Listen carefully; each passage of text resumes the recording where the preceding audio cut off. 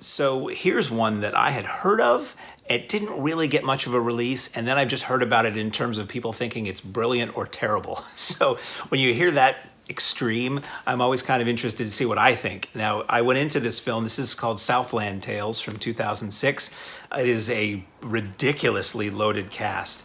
I mean, it's got Dwayne "The Rock" Johnson, you've got Wallace Shawn, you've got John Larroquette, you've got Sherry O'Terry, John Lovitz, uh, uh, Amy Poehler, Sean William Scott. It goes on and on and on. It's one of those movies where if you kind of like block out the cast or don't know the cast as you watch it, your jaw keeps dropping because yet another really high profile person keeps showing up. This is directed by Richard Kelly, who had done Donnie Darko a few years earlier, and it is a similarly. Did I mention it was called Southland Tales? It's a similarly sprawling and kind of epic and knee-deep story and mythos surrounding this, which I'm not going to begin to try to recount to you here. It's basically intertwining stories. It's a near future where bad things have happened. A nuclear incident, I think, has happened. And it's kind of confusing. There's a lot of narration in this movie. Now, there's two versions you can watch on this Arrow set. You have the theatrical cut and you have the can cut, which is longer. I always tend to go with the longer version of movies when I have a choice on these video releases that I haven't seen before, because I figure, I know Southland Tales was very controversial in that it was felt like it was rushed or it wasn't finished or you needed all this other stuff to understand it. And I figured, well, the longer cut should explain a little bit more. So the story is about all these people.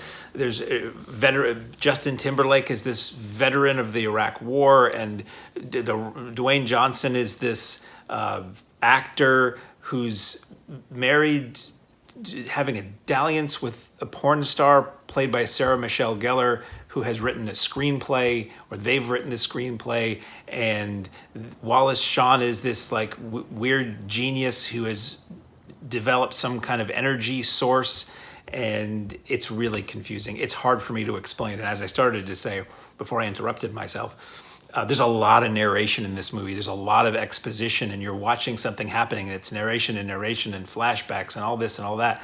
I had a really hard time figuring out what was going on during this.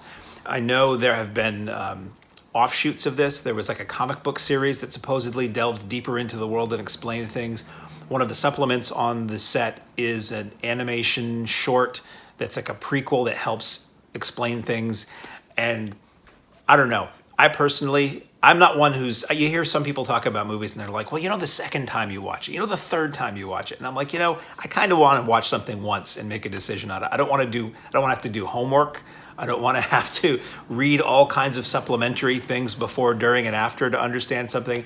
I want it to make sense, or I want it to intrigue me enough to want to watch it again if there's more to be had through multiple viewings. And a lot of times there are. Donnie Darko is one of those films.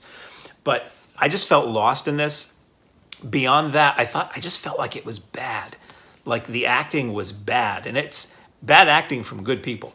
And I think it's supposed to be funny. You have all these comedic actors and all these goofy lines, but I always say there's nothing worse than a comedy that isn't funny, because you can't just laugh at it like you would any other bad movie. So I watched this. I gave it a shot, all 2.5 hours of it, but it was just a mess to me. It was trying to be grand and make all kinds of points, and I didn't get any of them, very few of them. It was very ham-fisted. It was cool to see this cast, a lot of SNL people together. Maybe they were supposed to be in dramatic roles. I couldn't quite tell. It didn't make sense to me, which I think is probably the attitude of a lot of people who have watched this. I know it has its fans. I know some people really like it and are into delving deeply into it. But for me, it was a gigantic all-star mess. And I didn't delve very deeply into the extras. I watched a couple of the extras. There's a contemporary supplementary piece with the director talking about how it got made and what was compromised and what he had hoped to do with it, and that he'd hoped to revisit it someday and maybe recut it again and have it be something else. And I don't know. I've rarely seen a film that I thought was not good recut into something that suddenly I thought was brilliant. So that's just me. Nothing against Richard Kelly. He's done great work, and this is certainly an ambitious movie, and it's certainly worth watching if you're into any of the people who are in it, because you're going to see actors in ways that you maybe don't usually see them. Like Dwayne "The Rock" Johnson is pretty goofy in this, and I didn't find it funny. I found it just bad, but some people might find it funny. So at any rate, if you like Southland Tales, this is a deluxe package. It's 2 cuts of the movie. It's a commentary. It's a bunch of extras. It's vintage extras and some new extras. So it's certainly worth taking a look at. If you're curious about this film, the supplementary features from Arrow certainly go away toward explaining it, which I needed. And if you want to see Wallace Shawn in a strange Hunger Games kind of costume and eye makeup, this is the film for you. It just wasn't a film for me. So out now on Blu-ray in a deluxe edition from Arrow Home Video is Southland Tales.